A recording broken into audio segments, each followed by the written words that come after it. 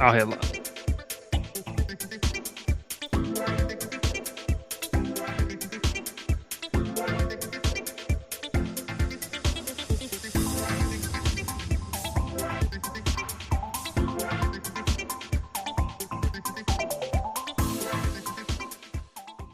Welcome in, everybody. My name is Bryce Koon. This is the Crowded Booth. Wednesday night, the first official day of November. I think it's the Day of the Dead, and that's what a lot of people are saying, that Georgia Tech's bowl chances are dead. We're going to talk a lot about a lot of games. It's going to be a lot of fun. We're going to talk college football. We're going to talk, obviously, SEC games that await in this conference on tonight's episode of the Crowded Booth, brought to you. Pile in here and make yourself feel at home. The Crowded Booth is coming on. The Crowded Booth with Bryce Koon.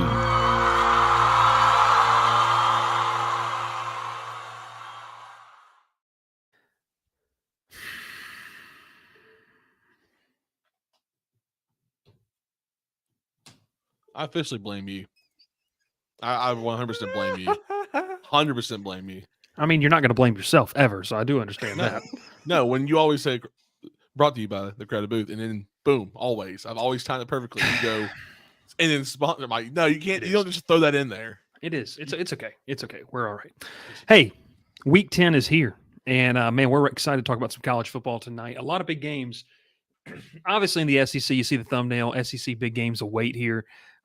Games that can determine, who ends up in Atlanta. A lot of implications, especially in the SEC East. I would say more than in the SEC West necessarily, because Ole Miss is still a factor. Even though Ole Miss holds the tiebreaker over LSU, guys, a lot of people are just saying, oh, yeah, they're going to, whatever happens is going to happen. They're going to lose a game. Doesn't really matter. We'll see. College football has been weird. College football has been wacky. And shout out to Georgia Tech, who has absolutely just been one of the wild and wacky teams. It's not an even week. It's an odd week, and they're not playing a ranked opponent. So luck out, Tech fans. You could be in for a rude awakening up there in Charlottesville this weekend. I don't know. It's kind of crazy to think about everything that's been going on. But, hey, let's walk and talk here. As long as my computer will just continue to not be unplugged. It might die on me in the middle of the show. You guys might have to carry it like you did on Monday night. Here we go again. Just carrying the show again. Can't show up to work. No, can't show up to work. Can't show up prepared. I mean, just what is this? It's just wild. It's crazy. Let's walk and talk. Let's talk about a lot of different games but first up on the docket, an SEC East showdown between number 2 Georgia and the new playoff rankings. Guys, obviously we can get into a lot of the playoff rankings, but Georgia against Missouri. This is a top 15 matchup. Will, you shot me a text, or you shot a text in the group and said, man, they're just getting ready to pad that resume for Georgia, trying to get those high-ranked teams in there. Honestly, for everybody. For average, that is true. I've got issues top to bottom with the top 25. I think Missouri being number 12 is just ludicrous to begin with. I think the fact that Missouri is above LSU makes no sense, and it's ridiculous. Ralph, take real quick. Let's do this. Take the preview off. Add in a banner of CFP rankings reaction. CFP rankings reaction. Let's talk about that. Let's start the show off with that. You guys go with that? We go with that? Will, you go first. You go first. I got a lot of problems. I feel like Joel Klatt. I don't know if everybody knows this clip, but this is from several years back. I don't remember what year it was. 2017 or 16, I want to say. I think it was 17. Joel Klatt goes on Colin Cowherd's show to react to the first playoff rankings. He goes, yeah, I got a lot of problems starting at number 10 with Auburn. And it's not because he was taking a shot at Auburn, but, we all know ESPN runs it. They own all the rights to the college football playoff. So they have a hand in all these rankings. But I want to start all the way at the bottom at 25. How is Air Force only number 25? Oh, they're under Tulane, and that is 100% for TV. ESPN would much rather see Tulane in a New Year's Six than Air Force. Mm-hmm. I know Tulane beat USC in the New Year's Six last year. I got it. But Air Force, how are they only number 25? Let's see what else to have. Well, I got big issue with Ohio State at number 1. I don't know how they're better than Georgia. I mean, the eye test, they don't pass the eye test. You can say, well, Georgia hadn't played anybody. Well, Georgia's pretty much done what you would expect them to do to everybody they played. Ohio State has a big road win against Notre Dame, who they put at 15. Behind LSU, Just let Will go the whole time here. LSU's the highest 2-loss team, which I don't really have a problem with. I agree with you. Missouri shouldn't be ahead of them. But it's interesting. They put Alabama at number 8, keeping them in the top 10 for that potential SEC championship matchup, and Ole Miss at 10 too.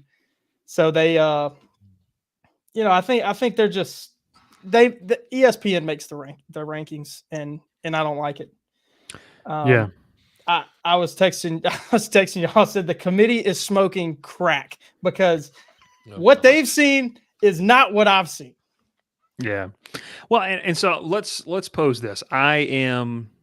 So I'll give you what I agree with here, guys. I agree with Florida State in the top 4. That you guys have known, that's where I've sat since we've started revealing our rankings on the show. I'm cool with that. I think they have a really strong resume. Will, you pointed out that they did a lot of their heavy lifting in the early portion of the schedule, while we're going to see more teams have to do their heavy lifting on the back end. That being said, it's interesting to me, one, to see Texas ahead of Oklahoma. I understand that Oklahoma beat Texas, but then lost to Kansas. I don't think Kansas is all that bad. Kansas is number 21. Texas's losses to number 9 Oklahoma. This is my big takeaway, because it happens every single year. And Dr. Bob is absolutely correct in the fact that all of this stuff is going to work itself out. I think every single year in November, it does kind of feel like, guys, that this is not going to work. And it tends to just all kind of work out. That being said, make sure you join the Discord. That being said, the biggest takeaway I have from this is they are positioning Alabama to be a 1-loss SEC champion and get in. And it's every single year this happens. Now, I will tell you this. If Alabama does run the table, that means they're beating, as of currently, a top 15 LSU team. They would have beat a number 10 Ole Miss. They would have beat their loss would be to Texas, but they would have beat we assume a top 4 playoff team in Georgia, and then a 17 Tennessee. And if I'm missing anyone there, let me know. I don't think I am. They didn't play Missouri this year, so I mean, it's not the craziest thing, but every single year in and year out, we see they just have Alabama on that fringe where there's constantly an opportunity for them to get back in the mix. And Will, your thoughts on that? Yeah, well, obviously I don't like it, but I have a strong bias toward that. But, and I think this year more than others, what has Alabama shown to show that they're number 8? Now, I got to give them credit. They've gotten better every week of the year. Teams have had a chance to kill them off this year, and they couldn't do it. Texas A&M couldn't do it. Tennessee couldn't do it. So, not to say that Alabama's not deserving, but my biggest gripe is everybody brings up strength of schedule, and Dr. Bob put it in there, and he's exactly right. Can't argue with the numbers. Air Force plays a weak schedule, Tulane in a tougher conference, the American tougher than the Mountain West. No doubt about it. But you talk about these other teams, they say Ohio State has a better strength of schedule than Georgia and Michigan, and they even say they have a higher strength of schedule than Florida State. But the committee is the one making that strength of schedule. And you, because you look at the teams that still have to play, that all will play each other. Utah, USC and Utah already played. USC will play UCLA, which both those teams are probably out of it, but that's a top 20 matchup according to the committee. So, if USC and Notre Dame was the final game of the season, like it traditionally, or it has been in years past, if USC won, they would give them a top 15 win against Notre Dame, who would be 9-2 going into that game. So the committee, they create the strength of schedule. So I don't really like the strength of schedule argument, because it's kind of arbitrary, because it's whatever number they put next to a team. That's true. That's true. I will say this too, listening to, and we're going to hop on next week's call when the committee talks to the media about this, because I think this is important to listen to. Here's something that I think is really interesting too. The argument for Georgia not at number 2. They said, well, they don't have a ranked win. This is where I have a problem with it. And you look, let's pull up the pictures of, Bryce and Hillary at a Georgia Florida game. Let's do it. That's fine, whatever. But what I'll say this is the argument that you don't have a ranked win because of your win against that team, knocking them out of the rankings is completely bull. Like, it's completely terrible to me. You are the reason they're not ranked because you beat them. Now, Kentucky, that's the rank I'm talking about. They were number 20 there. It's one of those things, but I think I'm laughing. Look at Dr. Bob. Look at went to Dr. a Bob. high-powered generative AI model. Granted, Lawrence Single models more terrible math, but I think That sounds familiar. I think I've heard of that before. I think I've heard of that. For the folks listening in on the podcast version, who I will tell you, I got a text today. They said, "Hey, you got to read the comments out more." So I'll read this comment. Dr. Bob says we need to turn the college football playoff rankings over to a high-powered generative AI model. Granted, large language models are terrible at math, but I think everyone could get behind a computer. I've heard of that, and a computer has broken my heart. So I'm won't always be behind the computer. But all that being said, I don't like that argument. I think that's a faulty argument. Well, you don't have a ranked win, so you can't be number one. Well, you're the reason Kentucky's not ranked. Now, obviously, Kentucky went and lost the next week to Missouri, and a lot of these things will change. Like Dr. Bob's right. Georgia plays Missouri this weekend. If Georgia wins that football game, I guarantee you next week they're number one. Like it'll be one of those things. Washington is. And I do agree. We got my man Ken Hendricks in here. Oh, sorry, the wrong one. No, you're good. Go to Ken. In the same way, how in the world is USC ranked? How? They've got probably the two worst losses of anybody in the top 25. And you talk about high test. What they have no defense, none. And really, you could say that the offense has been, over the past couple weeks. I don't know.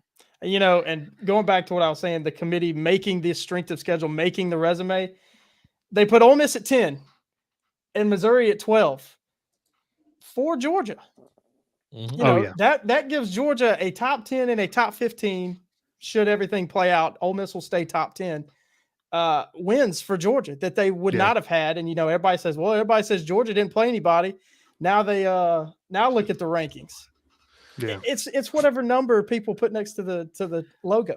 I think there's a difference because I do sit in the camp of we get caught up in, the strength of schedule back in July. We do get caught up in that. Yep. Teams are better, teams are worse. It is what it is. But I do the year before though, don't you? You always go off. Yeah, people go off the year before. That's what they're going off. Like Colorado's first week win against TCU was a great win because TCU was and TCU's terrible.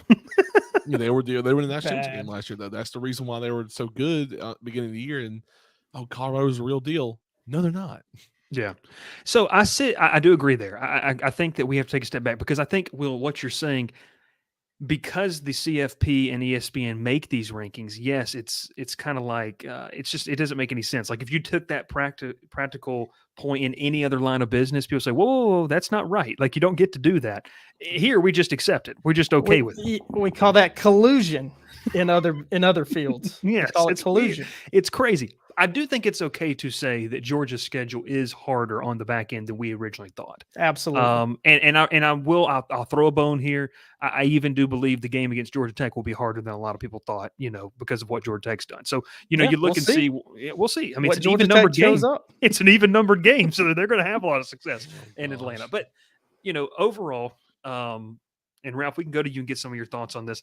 I just think the playoff as a whole is something that's absolutely crazy. It's just kind of crazy to me to see. And I'm going to share it here because for the people watching who maybe you hadn't seen it and maybe you are like, what in the world are these guys talking about? So this is the rankings from the CFP right here.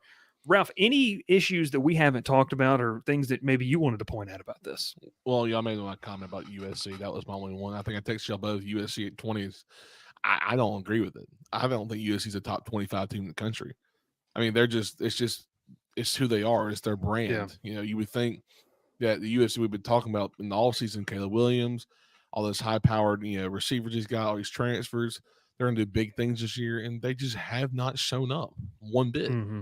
And so for them to be considered a top 20 team with 2 losses, and they're just, to me, they're just not nearly as good. I mean, they pulled out a win out. I mean, just barely pulled out a win against against Cal last week.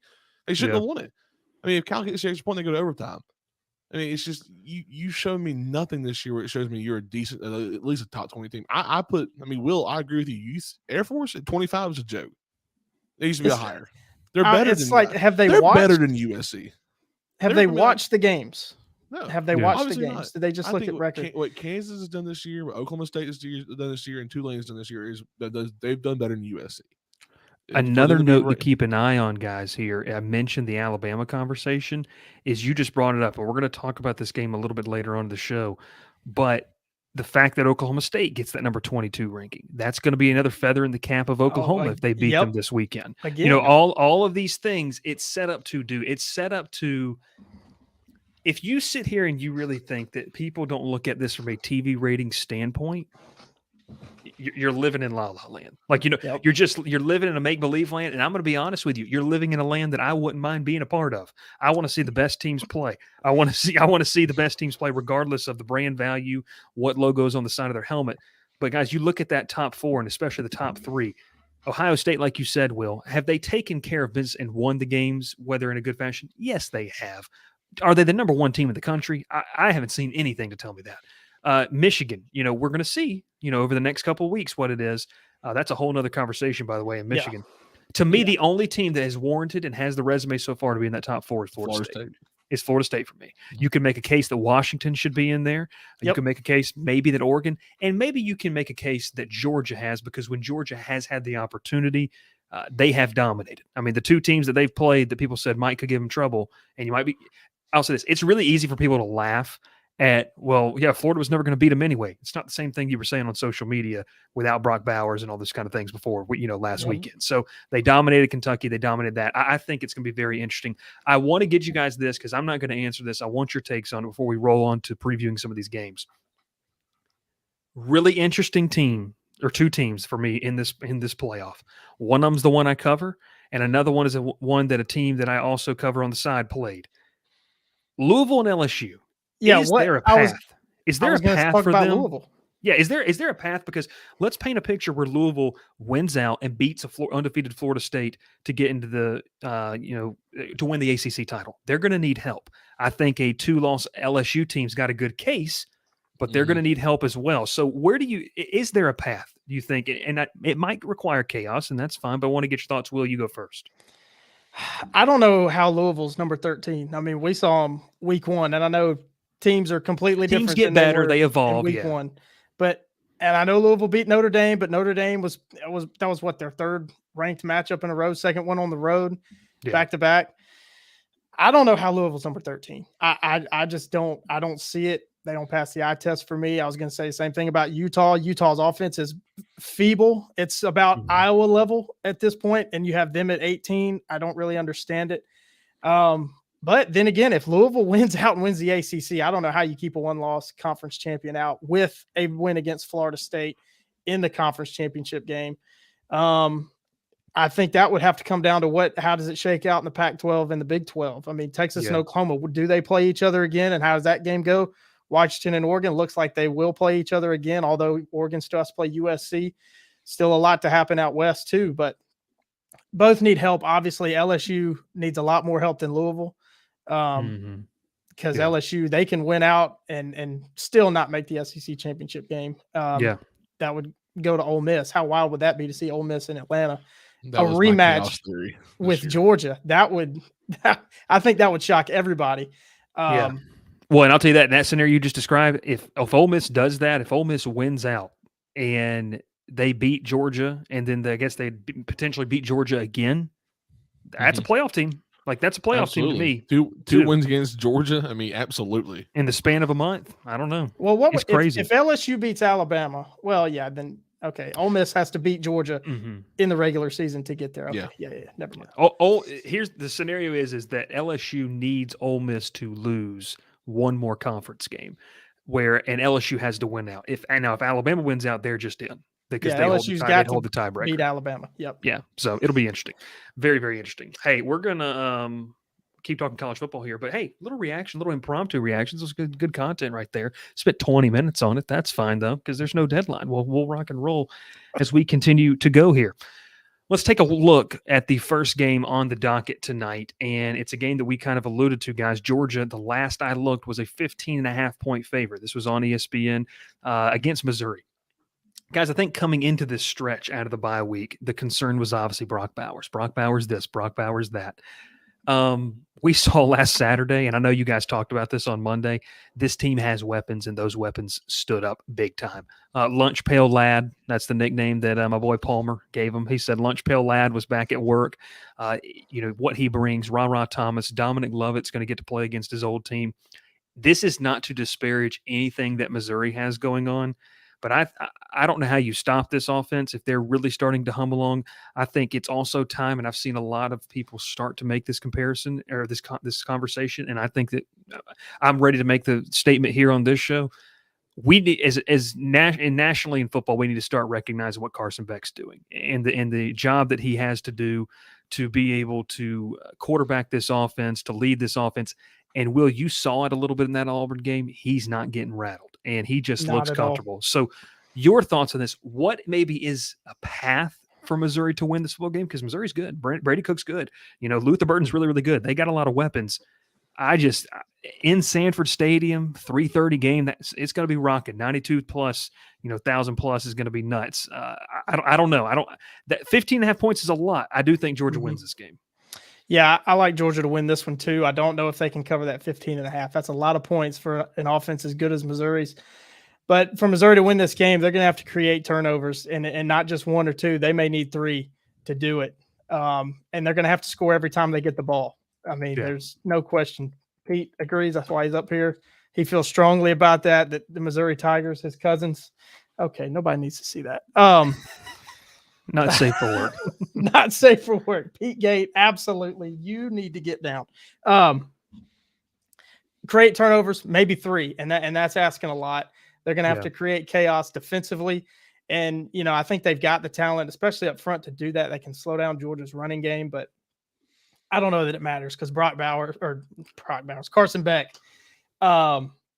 he gets in the zone. I think better than anybody in the country. I mean, I've had arguments this week with people that, from what I've seen, he's been the best quarterback in the country so far. I don't know why he's not getting Heisman love. Well, I know why. It's because Kirby Smart in Georgia, they don't care about advertising for it, which is what you have to do to win the award. Yeah.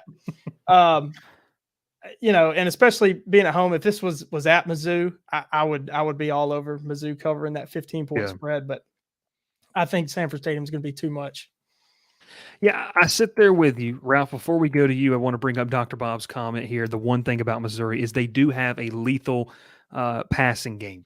Could we see a team truly test? Because you go back to when Georgia was really tested, and it was that South Carolina game. Spencer Rattler and his receivers were able to connect on explosive plays down the field. And all together, I think that too. We appreciate you, Ken. All together, we think this is one of those teams over the course of the past season. Nobody has really been able to just air it out on them.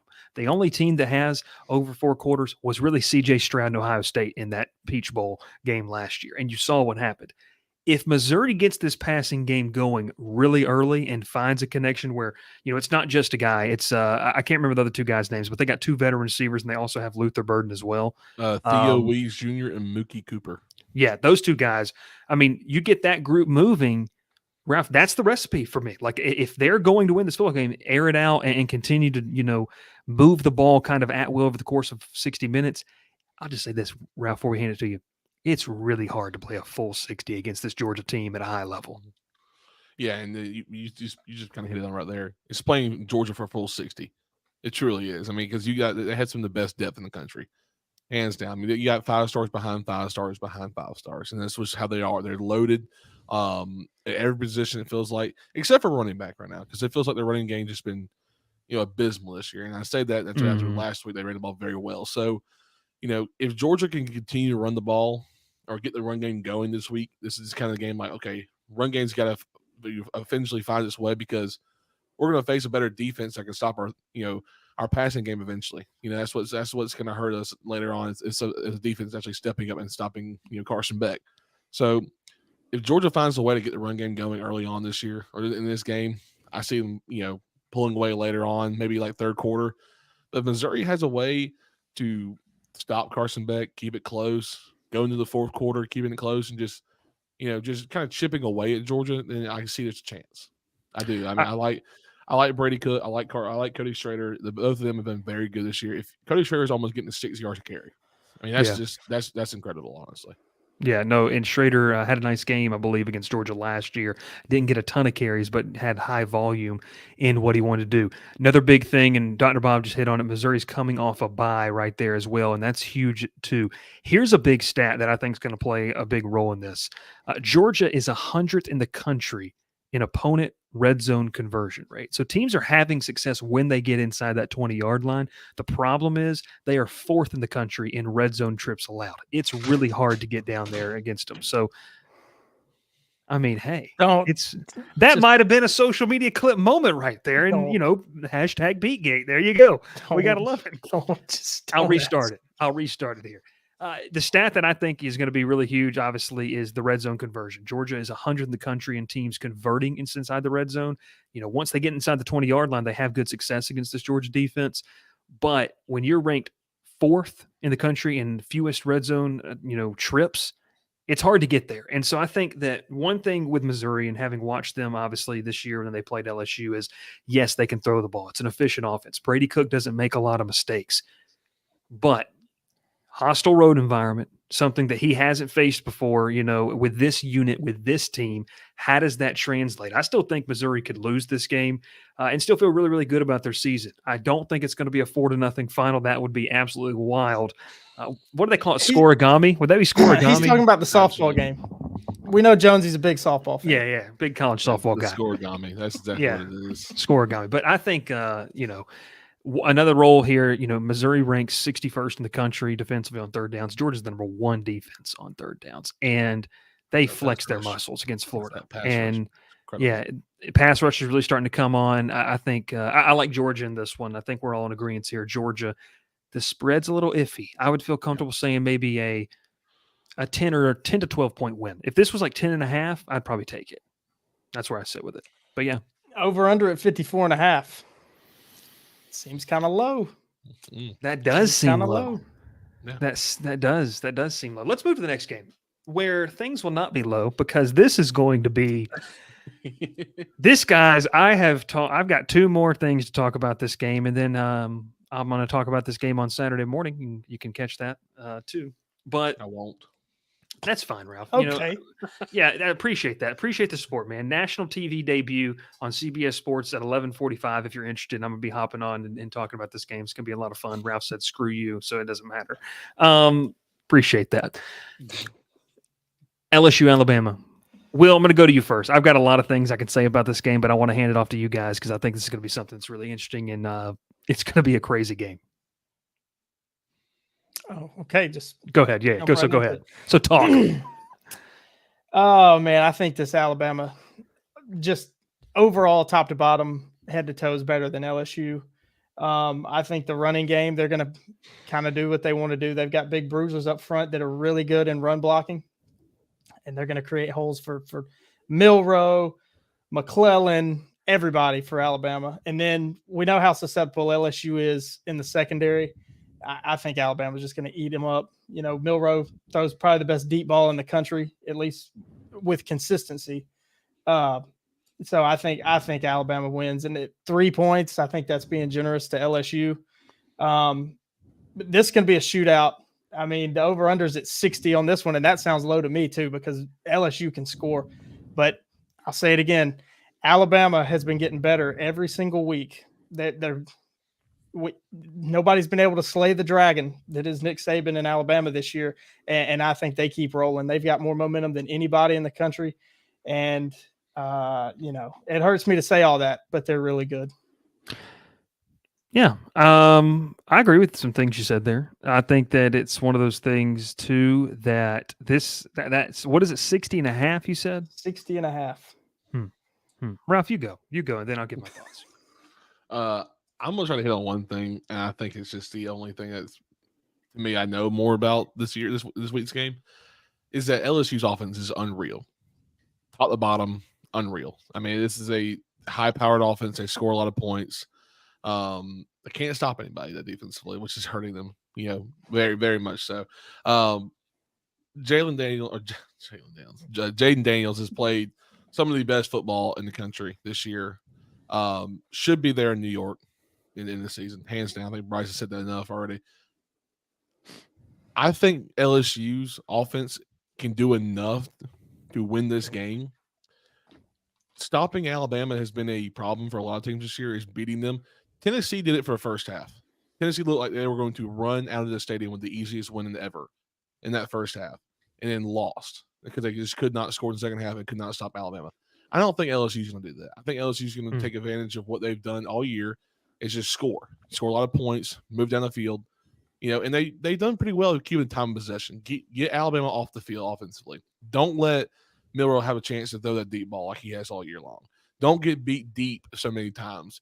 If you can just convince them to run the ball the whole game, that's fine. Make them run the ball. It's okay. There's running the clock out. They're going to score a lot of points. Let Alabama take the time off the clock if you need to, whatever. Don't let Milroe throw the deep on you. Just don't let that happen, because that's the only thing that's going to hurt you in the long run. If you're letting them run, 3 to 4 plays out of a 10 play drive, that's fine, because you're eventually Milroe's going to make it. He's going to throw a mistake eventually. Yeah, wow, I like it. I want to go to this comment right here. Hot take: LSU blows them out. I think there is a higher probability that LSU blows Alabama out than that Alabama blows LSU out. Just because you mentioned, Ralph, this offense for LSU, it's one that no one has really been able to figure out. And I'm going to get it to in a second about what Florida State did, because I think the recipe, if you want to stop them, is you have to have an elite defensive front. Alabama has that. Alabama's got Dallas Turner. They've got another kid by the name of, and I want to make sure I get it right. What's the other kid's name? Braswell. They got Braswell on the other side, who's been a nice piece for them, had a big forced fumble against Tennessee that kind of cinched the deal in that game. So Alabama's defense, this is how I look at this game. You have a strength on strength, and then you've got weakness on weakness. The perceived strength on strength is going to be Alabama's defense against LSU's offense. You have Malik Neighbors, Brian Thomas Jr., Kyron Lacey, and Mason Taylor going up against one of the best freshman football players I've ever seen in Caleb Downs. That kid is unbelievable the way he's assimilated. Kool-Aid McKinstry, that's probably going to be a day one pick. And then Terrion Arnold, who's a redshirt sophomore and has come along pretty nicely. So you have, and then Malachi Moore on the back end, the veteran strong safety they have. You have arguably the best secondary that LSU has faced to date. That is going to be one where I think a lot of scouts are going to pay attention, because, hey, this is NFL on NFL talent that you're going to have back there. So this is where essentially, you make your moves as a player, whether you're going to be a day 1, day 2, or day 3 pick, how you perform again in this game against these guys. Yeah. The perceived weakness of both of these teams is going to be Alabama's offense and LSU's defense. I'm going to give you some names right here that you've never heard of in your life.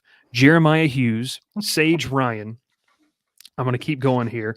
Javian Toviano, LaTerrence Welch, and Ashton Stamps. Between those guys, we are talking about players. And let's take out Sage Ryan for a second. You're talking about guys who have a total of 6 quarters of college football experience in the secondary combined. This is a problem. And it's a problem that LSU is well aware of. They also lost all SEC defensive lineman Mekhi Wingo for the season. That's going to be something that really hurts them up front. The key to this game for me, can LSU manufacture enough momentum plays defensively? And you have a guy like Milroe who is growing as a quarterback. And I agree. The kid can run. He's super fast. He probably doesn't use his legs, in my opinion, as much as we thought he was going to use them in this season. The keys in this of your Alabama's offense, I'll stay away from the other side. Alabama's offense, get Jermaine Burton going. If they get him going, it is going to be very hard for anyone in the country to stop him, much less this JV defensive back room that LSU's got to put on the field in Tuscaloosa on Saturday night. Another fact here, Jalen Milroe, his pocket awareness. At times, when you go and watch him, he will absolutely, Bears by 90, Josh. At times, Jalen Milroe, his pocket awareness suffers, and he will run himself into a sack or, not progress through his reads. He's still a young quarterback learning. It's part of the growing pains that I think Alabama fans were not too accustomed to, because they had Heisman-level talent for the past so many years. If LSU can make the momentum shifting plays on defense and maybe get 3 or 4 stops the whole game, I think they've got a chance to win it, because I don't genuinely know how many times you're going to be able to stop LSU's offense. And the last thing I'll say on this one, with what this Alabama offense wants to do, there's going to be scoring drives. No doubt about it. Can you turn some of those scoring drives from 6 points to 3 points? That was a recipe they had that worked really well down here in Baton Rouge last year. Can they do the same? It's going to be very interesting. I think this is going to be a very good football game. And I'll tell you right now, I'm taking Alabama. I think that this game, for me, I have seen way too much of this LSU defense to have confidence they can go into Tuscaloosa and it's magically going to happen. It's going to take, and this will sound familiar, it's going to take, just like Tech fans, something extraordinary that's not of the normal thing for LSU to win this football game defensively. Because offense, I'm not worried about. I think they could put up 30, 40 points, and they can do that. But are you going to give up 30 or 40 points? That's the question. Yeah, you mentioned all those names that nobody's ever heard of. At least two of those guys are going to be on Jermaine Burton, leaving Isaiah Bond, Armani Knoblack, Kobe Prentice, those three guys in one-on-one. And I'm taking my money on all three of those guys to go win a one-on-one against anybody you named. So no, agreed. Just the depth that Alabama has at receiver that LSU doesn't have at defensive back for a number of reasons that you've laid out all season. That just I don't know how LSU hangs with them. And Alabama's secondary is really good. So well, it's a travesty to not have guys like Deuce Chestnut, former All-ACC player, and a guy like Denver Harris that are too busy doing God knows what 20 miles from my apartment to be able to contribute in this football game. They won't say, a lot of people around the program really won't say it, but I think that it is absolutely frustrating for this group to have two guys you thought you could count on being big playmakers, and they can't even get on the field. You add in the fact that you had a guy in J.K. Johnson that was a former four-star transfer from Ohio State, broke his leg in fall camp. You can't help that, is what it is. Yeah. And then the thing that hurt, the all FCS All-American transfer they had from down here, Zy Alexander, lower body ankle injury after picking off the Army Hail Mary pass at halftime, could be done for the season. Oh. They can't catch a break in the secondary. And I think it's a big reason why. I think these are two good football teams. And I think the biggest frustration with LSU, Ralph, you mentioned it, and I know I'm belaboring and talking about this a lot. We're going over an hour tonight. I'll tell you that much right now. I'll say this. With what LSU has, this is the frustration. Your defense is one of the worst in the country, but your offense is number one in the nation in third down conversions, number one in first downs, and number one in scoring. It's a championship level defense. I joked with one of the Alabama writers real quick. Sorry, I'm just going to keep talking. No, you're good. Shut your mouth, little boy. Okay? I got you. Oh, God. I'm just kidding. The power here. The one of the biggest things, we're joking with one of the Alabama's 24/7 writers, if you just put LSU's offense and put it with Alabama's defense, there's your national champion. Nobody's beating that team. Mm-hmm. Nobody's beating that team. So, yeah. One thing I'll say, and it's just about Milroe, is how often have you seen an Alabama quarterback by week 10 been sacked 30 times? 31 times, I think, is the number, correct? Is it 31? ESPN has 30. a 30. It might is be probably 30. 30. Yeah. But how often have you seen, Mac Jones by week 10, Tua, Jalen Hurts, Bryce Young, all sacked by 30 times by week 10? You never saw that. You never saw that number that high by week 10. You would probably see maybe 15 at most. Yeah. But this offensive line has been awful, honestly, in pass protection. Yeah. All these teams that Alabama's played have been buying the signs from Michigan. That's why. And this is one thing. Is we talk about the run blocking is great. The O-line's run blocking has been great, but their pass protection has been horrible. It's just, you get a lot of teams that don't have great pass protection. They have a lot of teams that, can block the run or block for the runs very well. It's one thing that I've always known, growing up with offensive line, you have offensive line protections that work really well with your offense and, they have slide protections and everything. But sometimes it's just, the guys just aren't great pass blockers. And I think that's what we're having problems with Alabama's offensive line this year. Is just, they're not, working well in the pass block. It's just run blocking them very well. They're great with double teams, but taking some of these guys on, especially, my only name on LSU's defense that I really like, I told you this, is Whit Weeks. He is so young, so talented. You just like him because he's gritty. I didn't know what you were going to say there, but I appreciate you. Yep, let's be going somewhere else with that. We don't need to. He's got grit. I'm so glad he went that way. That's why Ralph loves him. He's got grit. But if you watch him play, he's at every tackle that's inside the box. He's there. Can he come up with a big play tonight or Saturday night to to lead LSU's defense. He's young, but I think if you watch him, he's got a lot of these guys around him that trust him and that follow him. So Yeah, let Weeks get a chance to make a big play, and I think he can Saturday. 40 minutes into the show, we've previewed 2 games and we've talked about the college football playoff reaction. Look, Ralph, you can tell how this show is going. That Ralph's been working this week. It's been a busy week for Bryce. The 3 of us haven't talked much this week, so we're getting it all out now. we hadn't talked. This is literally what we'd be talking about if we were playing Rocket I'll League. admit So that this is what it is. Today was the easiest day for me this week. So let's move on to the next game, Ralph, and I'm going to make this the last one for the previews, and then we'll kind of we can mention the other games. I know one of them is my game to watch, actually. So we'll go to the last game here. That one for your game to watch. Yeah, stay in the SEC, and this is one that doesn't have, guys, the star power necessarily, but man, it's got storylines. Ole Miss, Texas A&M. It feels like, Will, this is one that Jimbo really needs to win, especially in year 6 at A&M. You need to be winning these football games, but Ole Miss, like we saw in that rankings, they're still playing for a chance in that playoff. Not a lot of people are talking about it, but they still hold kind of that upper hand. They're going to be big, obviously, LSU fans this weekend, but they got to take care of business. 3-point favorite at home against the Aggies. How do you feel about this one? Yeah, at first glance, I saw a 3-point favorite for Ole Miss at home. I was like, how are they only 3? But then thinking about it, the way that Texas A&M defense matches up against the Ole Miss offense, it can cause problems. Texas A&M is just so talented on both sides of the ball, especially defense. It can really cause problems for Jackson Dart in the passing game, and really up front can really slow down the running game of Ole Miss. But you said that Ole Miss has a whole lot more to play for than Texas A&M. I think they're going to find a way. Lane Kiffin, his play calling is interesting. I think I talked about that last week. It's interesting. But he does love a game where he's perceived as an underdog, and he's almost perceived as an underdog in this one, only being a 3-point favorite. Mm-hmm. Man, this is it's a shame that this is a noon kickoff, because this is a really, really big game in the SEC West, a really, really big game for both of these programs. This is the best Ole Miss has been in a long time, year over year. And Jimbo still coaching for his job. This will be a huge feather in his cap to keep his job. Although it's probably too late for him, too far gone.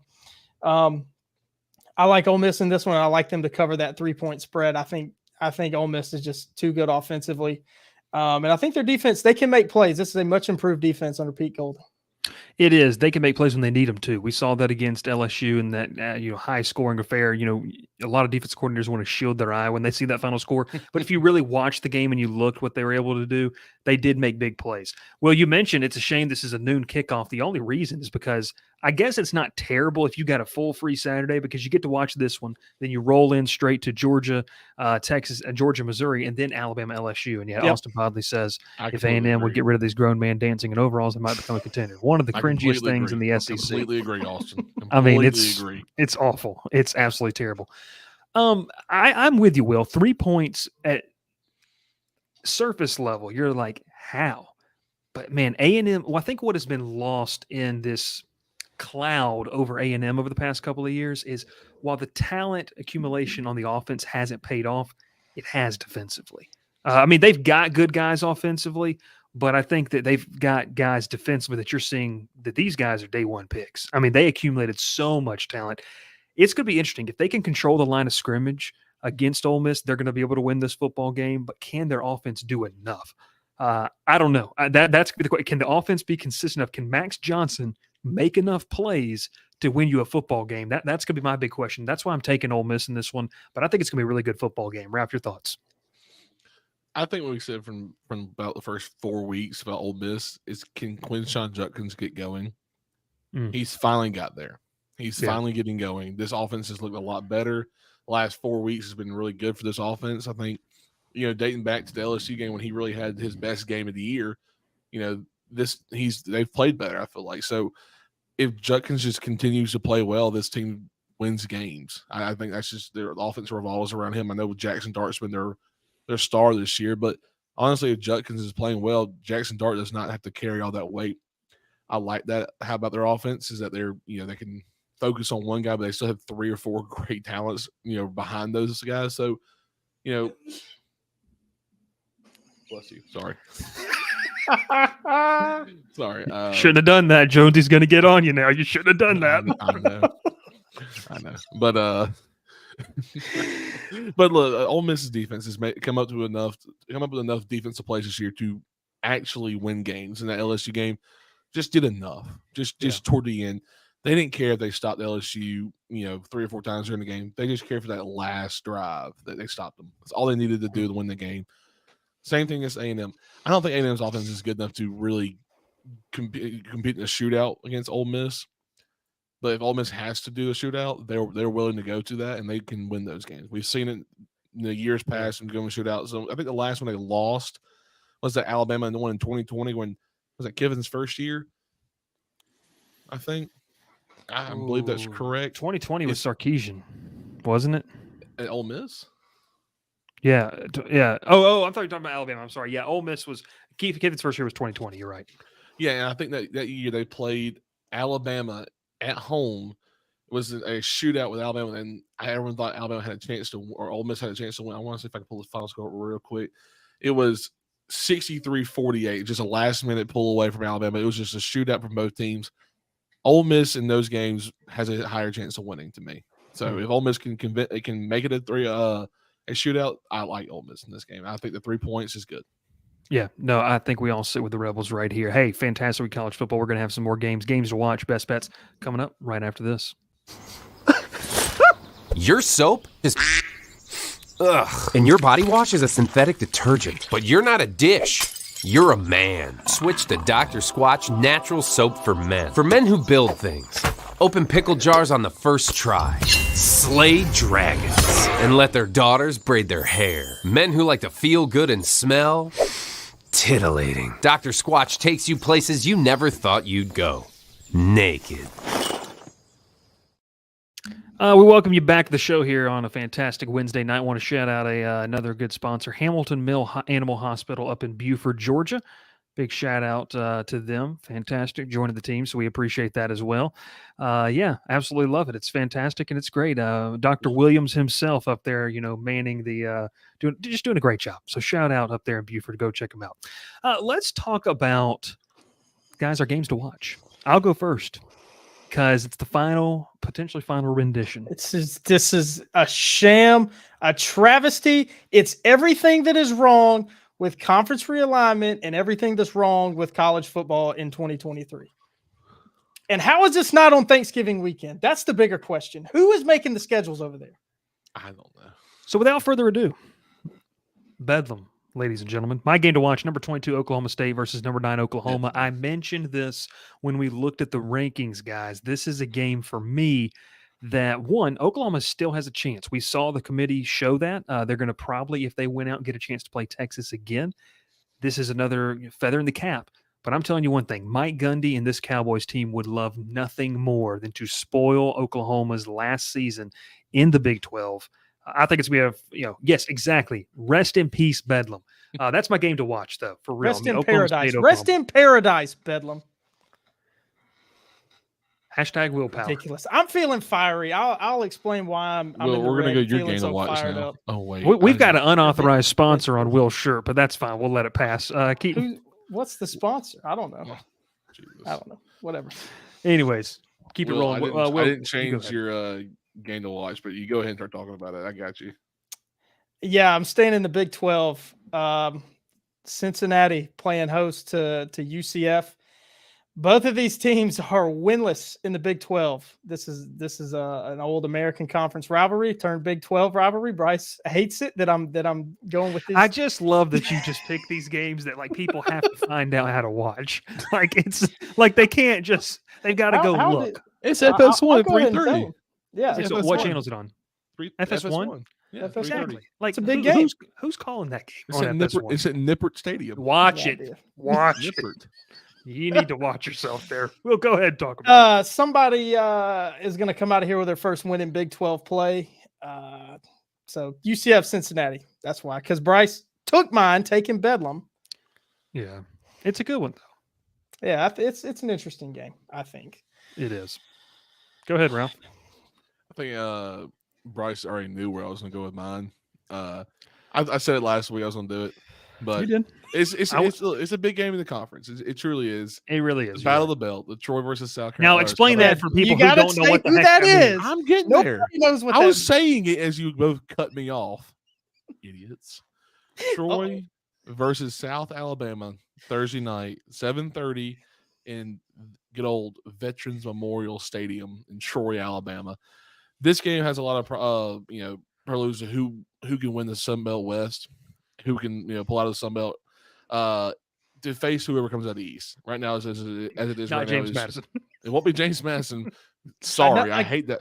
I truly hate it for him. Another travesty. Well, look, I thought it was I thought it was a 2-year bowl ban and 1-year conference ban because that's what everyone thought it was at first. A comment of the night. You gotta say Comment of the night. Ken Hendricks, Battle of the Belt. That's me after Saturday night dinner. All right, Oh that's my amazing. God. That's amazing. No, Ralph, this game's tomorrow night though, right on ESPNU. Yeah, that's the only reason. If we're doing this like on Thursday night, I probably wouldn't be here talking about it right now. But yeah, I think Troy's defense lately has been playing the best football, especially in the Sun Belt. Ever since we got the Sun Belt play, Troy's defense has really stepped up. They played great. Last year or last week, the run game was just not there for Troy against Texas State, but the defense stepped up and Gunnar Watson stepped up. So Troy going into this game, they've won the last 5 years. Let's hope they make it 6 years. Make it 6 years and a trip to Also, I'm sorry. Sun Belt title game. If anyone on the from line. those Tech fan Discord wants to say anything, win games and catch up to Troy, and then we'll talk. Okay, thank you. Yeah. I'm glad you bring Tech up because I was gonna say it. Bryce talking about nobody knows how to watch UCF. They're and on the C. I'm Cincinnati. not watching it. I'm not going to Georgia watch Tech it. and Virginia's on the CW. I feel like I got to go by Hey, rabbit wait, ears to Well, watch hold that. on, I got you. You ready? You want to watch the Troy game tomorrow night? ESPN 2, on the 7:30. Deuce. That's ESPN fine. 2 on the Better Deuce. than the CW network, I can tell you that. ACC is just Shove it up evil. somewhere. SMU's winning the title at least 3 years. At least the first 3 years, SMU's winning the ACC Easily. title. Red Easily. Lashley back, baby. I'm 70 ready for SMU and Cal in the ACC championship game. Throw up when that happens. At least CW isn't over AM radio. All right, we're going to take one more break. When we do, best segment of the night, best bets, Dr. Bob. Guys, Dr. Bob got even more detailed in the Excel spreadsheet. Oh yeah. Oh, To me on Jesus. 8 a.m. on Sunday morning. I'm out. I'm not awake. And yeah, we're gonna rock and roll. So let's talk about it. Go ahead, Ralph. Hey everyone, Bryce Koon here with the Crowded Booth, and I'm excited to partner with Milton and Drew McCluskey as they get on their new venture, the Cajun Cousins Company. It's an all-stop shop for some of the best food and atmosphere entertainment that you're going to be able to have, especially this fall as college football is right around the corner. What is Cajun Cousins Company? Well, Milt decided to start this business back in Columbia, South Carolina. That's where they're based out of. Drew initially joined him after spending some time with the Saints, but they offer catered Cajun delicacies such as crawfish boils and Aunt Dottie's jambalaya. They bring everything and they can set up anywhere. Look, folks, they're passionate about giving people a reason to gather and to get to the culture that they love so much. They're expanding that brand to the low country of South Carolina, the upstate area, and other areas of the Southeast. So look, if you're going to throw that tailgate party or you're going to have a big gathering, reach out to Cajun Cousins Company today over at CajunCousinsCO.com to get that quote. Tell them the Crowded Booth sent you. We can't wait to see what they have in store this fall. Welcome you back here at the Crowded Booth. It is spreadsheet time. Dr. Bob getting a little more detailed in on the spreadsheet. We appreciate this segment. Brought to you by nobody. But, hey, best bets. If you want to sponsor it, we got it right here. All right, guys. As I'm looking over here on my monitor, I lost last week. 38-27, Arizona State upset Washington State. It was a big win for the Sun Devils. Ralph I backdoored mine. backdoored the Colorado UCLA game. Yeah, Yes. big time. Love it. And then Will just a clutch one. That's just a good I'm pick. a- Dude, putting on a clinic, that's two underdogs getting outright wins. We'll do it again. We'll do the bet you did 2 weeks ago, and throw that one in there this week for this weekend. The one I did 2 weeks ago. Or last week, I guess. Or no, 2 weeks ago. The Oh, Rutgers no, one. no. Yeah, No, use no, that one no, this no. weekend, Nope. please. Nope. Come on, Well, Not doing it. Not going there. Bryce. You're gonna put your best bet in. I forgot what it was. that's okay. I'll figure mine out as we go. But Will, you take Please. me through yours. What is your? Oh, really quick. Let me get the schedules here, and I need to. I'm going to zoom in here so we can see what's going on. First off the standings, I am 0-1. We're not counting week 0, by the way. Get that We're out of there, counting Dr. week Bob. 0 for We're you. not. It doesn't make any sense to. I'm trying to calculate my record right here real quick. I am 1, 2, 5 and 4. I guess so. Yeah, 5 and 4. Look at that. 5 and 4 through 9 Um, weeks. Ralph 5 and 4 through 9 weeks, and Will a blistering. What is that, Will? Is that 6-2-1? 6-2-1. Yep. 6-2-1. So a big one there, guys. Let's get to our best bets portion though, and get me away from this screen, please. There we go. For aesthetic appeal. Will, you take it first. Your best. I'm bet of the first? week. Yeah, you go ahead. Go ahead. I am going to do something that kind of sickens me, but it's too good not to do it. I'm going down to the Swamp, Florida -6 at home against Arkansas. Florida, they're in wounded animal mode, going home. That's, I mean, that is a system to go by if you like tracking this stuff. Coming off that big loss to Georgia, coming back home and going against an Arkansas team that I think they're just done. Arkansas is done. They're mailing it in, I think. Florida, I think, wins this one by at least a couple touchdowns. Okay. I don't mind it. Ralph, what's yours and what you rolling with? I'm taking a little note out of the Will Mannis playbook this week. I've decided to go with Arizona +3 against UCLA. I think the way Arizona's played this year, they've covered almost, I think, if I'm right, Will, they've covered every game. Arizona? I think so. I I think don't they've know. covered. I think I they've don't- covered almost. I don't every live in the past with these. I live in the present on the best. Well, bets. I say I hadn't lived in the past, but I've used Colorado twice this year and hit both of them. So, Backdoored it. Give me a break. well, UCLA last week, played very well defensively against Colorado till the last minute. I like Arizona in this situation. This is the game that I feel like Arizona can win. Just a game that UCLA just overlooks Arizona and they go and win this game. The way Arizona's played this year, it's just kind of just been just close to every game, have not been out of every game, and so I'm just using this week. I don't really know other way. I choose anybody else but them this week, so keeping it. Ralph, I'm going to text you mine. I'm just going to say it, and you can put it up. I'm going down into the Sun Belt, and I feel like I need something to get me going again. I let Ralph catch up with me in the standings. I've now got to make a move to kind of get things rolling again. So you can watch at 2 p.m. Central, 3 p.m. Eastern on ESPN Plus, streaming everywhere and anywhere you need it. I'm going with the Raging Cajuns of Louisiana, -9.5 against the Red Wolves of Arkansas State. That sounds like a homer pick. Yeah, they're 45 minutes away from where I am right now, and I'm taking the Raging Cajuns. I think it's going to be very interesting. -9.5? -9.5 against the champions of life up there in Jonesboro. Hey, they're coming off a win. You better be careful. They are.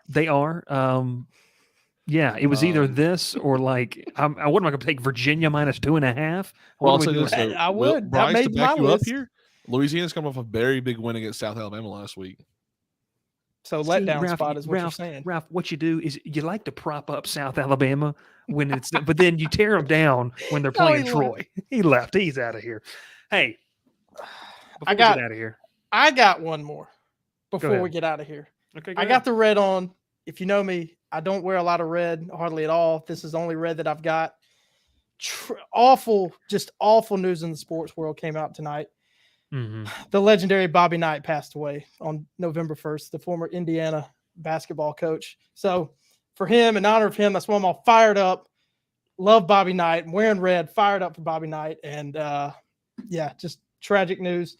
And Bryce, I'm glad you didn't take it because earlier you said you were going to take Wisconsin as your best bet. Smart to stay off because Indiana, they're going to be fired up. They're going to be playing for Bobby Knight against Wisconsin this week on Saturday. Yeah, that's that late insider news that I wasn't able to get. Also, Dr. Bob, people down here in Louisiana are calling it Louisiana Lafayette that are not affiliated with school, but the actual name now is the University of Louisiana. You will always be a directional school, Dr. Bob says, but hey, that's a good fun fact for you. For Ralph Leary, that is doing something in the background. Will Manis Got is some his girls name. over there. Oh God, we're getting out of here. Appreciate you tuning in on Facebook, YouTube, wherever you might be watching, Twitter as well. We're going to catch you next week, Monday night, recapping these football games. It's going to be a lot of fun to talk about it. And we also get to see who wins, kind of that best bet as well. Make sure to like the video, subscribe to the channel. We will catch you next time here on an episode of The Crowded Booth. Pile in here and make yourself feel at home. The Crowded Booth is coming on. The Crowded Booth with Bryce Koon.